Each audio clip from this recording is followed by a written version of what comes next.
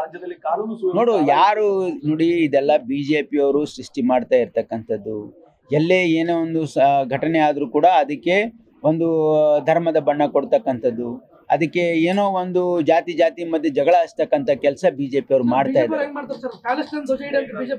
ನೋಡಿ ಯಾರು ಪ್ಯಾಲೆಸ್ತೈನ್ ಜೆಂಡಾ ಹಿಡಿದ್ರೆ ಅವ್ರಿಗೆ ಕಾನೂನು ಕ್ರಮ ಕೈಗೊಳ್ಳುತ್ತದೆ. ನೋಡಿ ಭಯ ಅಂದ್ರೆ ನಾವು ಭಯೋತ್ಪಾದಕ ರಾಜ್ಯ ನಾವು ಮಾಡ್ತಾ ಇಲ್ಲ. ನೋಡಿ ಇಲ್ಲಿ ಡೆಮೋಕ್ರಸಿ ಇದೆ, everybody is responsible for there acts and deeds. ನಾವು ಇಲ್ಲಿ ಡೆಮೋಕ್ರಸಿ ಇದೆ, ಆದ್ರೆ ಡೆಮೋಕ್ರಸಿ ಇದೆ ಅಂತ ಯಾರಾದ್ರೂ ಅದು ದುರುಪಯೋಗ ಮಾಡ್ಕೊಳ್ಳೋಕೆ ಹೋದ್ರೆ ನಮ್ಮ ಕಾನೂನು ಬಿಗಿಯಾಗಿದೆ. ನಮ್ಮ ಸರ್ಕಾರ ನೋಡಿ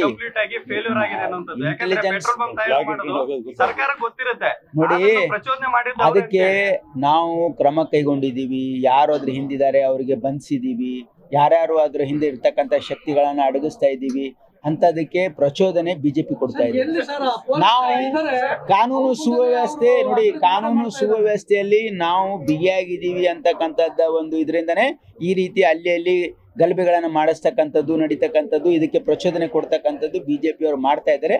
ಅವರು ಸಫಲ ಆಗಲ್ಲ. ಅವ್ರು ಏನೇ ಪ್ರಯತ್ನ ಮಾಡಿದ್ರು ನಾವು ಇಲ್ಲಿ ಜನಪರವಾಗಿರ್ತಕ್ಕಂಥ ಒಂದು ಆಡಳಿತವನ್ನು ಕೊಡ್ತೀವಿ.